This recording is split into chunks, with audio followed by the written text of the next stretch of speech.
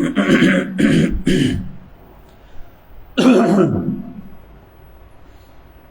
الحمد للہ والصلاة والسلام علی اشرف الانبیاء وعلی آلہ واصحابہ من والاه، اما بعد، اعوذ باللہ السمیع العلیم من الشیطان الرجیم، بسم اللہ الرحمن الرحیم۔ قل اندعو من دون اللہ ما لا ينفعنا ولا يضرنا ونرد على أعقابنا بعد إذ هدانا الله كالذي استحوذه الشيطان في الأرض حيران له أصحاب يدعونه إلى الهدى ائتنا قل إن هدى الله هو الهدى وأمرنا لنسلم لرب العالمين وأن أقيموا الصلاة واتقوا وهو الذي إليه تحشرون وهو الذي خلق السماوات والأرض بالحق ويوم يقول كن فيكون قوله الحق وله الملك يوم ينفخ في الصور عالم الغيب والشهادة وهو الحكيم الخبير۔ حضرات محترم، جس طرح کہ پہلے بھی یہ بات عرض کر چکا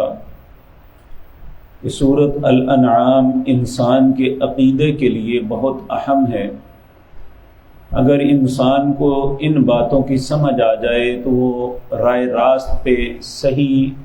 صراط مستقیم پہ آ جاتا ہے، کیونکہ ہمیشہ انسان کی بدبختی، اس پہ اللہ کی ناراضگی اور اس کا عذاب اسی وقت آیا جب اس نے اللہ کی وحدانیت کو چھوڑ کے شرک کے رستوں کو اپنایا۔ تو آج جو آیات پڑھی ہیں اس میں بھی اللہ رب العزت فرما رہے ہیں، قل، اے میرے پیغمبر انہیں فرما دیجئے، اندعو من دون اللہ، کہ میں اللہ کے علاوہ اوروں کو پکاروں، ما لا ينفعنا ولا يضرنا، جب نہ تو وہ مجھے کچھ نفع دے سکتے ہیں نہ نقصان، تو جو نفع نقصان کے مالک ہی نہیں تو انہیں پکاروں کیوں؟ انسان پکارے تو اس ذات کو جو نفع نقصان کی مالک ہے۔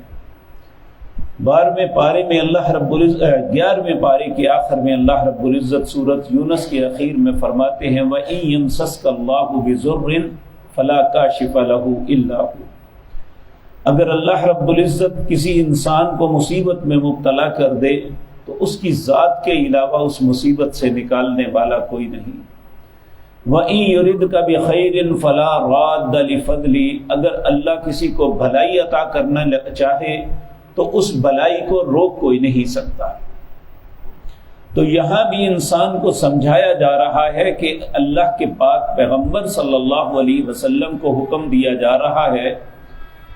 کہ اندعو من دون اللہ ما لا ينفعنا ولا يضرنا،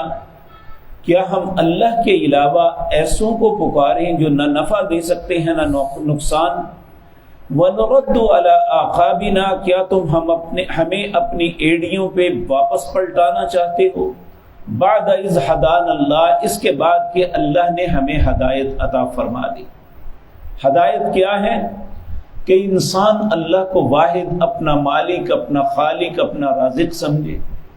وہی بگڑی بنانے والا ہے، وہی انسان کو عطا کرنے والا ہے، اگر وہ نہ چاہے تو دنیا کی کوئی طاقت اسے دے نہیں سکتی۔ تو اللہ رب العزت فرماتے ہیں، کالذی استحوذہ الشیطان فی الارض حیران لہ، کیا اس شخص کی طرح میں ہو جاؤں کہ جسے شیطانوں نے ایک ایسی جگہ پہ گھیر لیا کہ وہ حیران و پریشان ہے کہ میں کیا کروں، کس طرف جاؤں۔ لہو اصحاب یدعونہ الی الہدی ائتنا، جبکہ اس کے ساتھی اسے ہدایت کی طرف بلاتے ہیں کہ غیر اللہ کو مت پکارو، ان کے سامنے مت جھکو، انہیں اپنی مصیبتوں کے لیے مت کہو، بلکہ ہدایت کا رستہ یہ ہے کہ اللہ رب العزت کو پکارو۔ کیونکہ قل، اے پیغمبر انہیں فرما دیجئے، ان ھدی اللہ ھو الھدی، ہدایت تو وہی ہے جو اللہ نے ہدایت کا رستہ بتایا ہے۔ وَأُمِرْنَا لِنُسْلِمَ لِرَبِّ الْعَالَمِينَ، ہمیں حکم دیا گیا ہے کہ ہم اپنے رب العالمین کی فرما برداری کریں، اس کے علاوہ کسی کی نہیں۔ وَأَنْ أَقِيمُوا الصَّلَاةَ، ہمیں چاہیے کہ نماز کو ادا کریں، واتقوا اور اللہ سے ڈریں، وَهُوَ الَّذِي إِلَيْهِ تُحْشَرُونَ، اللہ وہ ذات پاک ہے کہ جس کی طرف لوٹ کے ہم سب کو جانا ہے۔ تو جب لوٹ کے اللہ کے پاس جانا ہے اور اس نے ہماری زندگی کے متعلق ہم سے سوال کرنا ہے تو پھر ہمیں اللہ ہی سے ڈرنا چاہیے، کیونکہ جس کے سامنے جواب دینا ہے اور اس نے ہمارے متعلق فیصلہ کرنا ہے، العیاذ باللہ یا جہنم کا، یا اللہ ہمارے حق میں بہتر فیصلہ کریں گے تو جنت کا۔ اللہ ہمیں بہتر فیصلہ، ہمارے حق میں بہتر فیصلہ صادر فرمائے۔ پھر اللہ فرماتے ہیں وَهُوَ الَّذِي خَلَقَ السَّمَاوَاتِ وَالْأَرْضَ، یہ اللہ کو کیوں پکارنا ہے، کیوں وہ ہمارا مالک و خالق ہے؟ اللہ وہ ذات پاک ہے، خلق السماوات والارض بالحق، جس نے آسمانوں کو اور زمین کو حق کے ساتھ پیدا فرمایا۔ وَيَوْمَ يَقُولُ كُن فَيَكُونُ، اور جب جس طرح کا حکم چاہے وہ حکم صادر کر سکتا ہے، اس کے حکم کے سامنے دنیا کی کوئی طاقت دم نہیں مار سکتی۔ قولہ الحق، اسی کا حکم، اسی کی بات برحق ہے، اس کے علاوہ سب کی باتیں غلط ہو سکتی ہیں، اس میں جول ہو سکتا ہے، اللہ کی بات حق ہے۔ وَلَهُ الْمُلْكُ يَوْمَ يُنفَخُ فِي الصُّورِ، اسی دن صرف بادشاہت اسی کی ہوگی، دنیا کے سب بادشاہ ختم ہو جائیں گے جس دن نفخہ پھونکا جائے گا۔ عالم الغیب والشہادہ، اور یہ بات یاد رکھیں اس سے کچھ بھی چھپا نہیں ہوا، وہ ہر چیز کو جاننے والا ہے، چاہے وہ ظاہر ہے چاہے وہ چھپی ہوئی ہے۔ وَهُوَ الْحَكِيمُ الْخَبِيرُ، وہ بڑا ہی حکمت والا اور ہر چیز سے خبر رکھنے والا ہے۔ تو جب وہی ہر چیز کا مالک ہے، ہر چیز کی خبر اس سے ہے، اس سے ہم اپنی نادانیاں چھپا نہیں سکتے،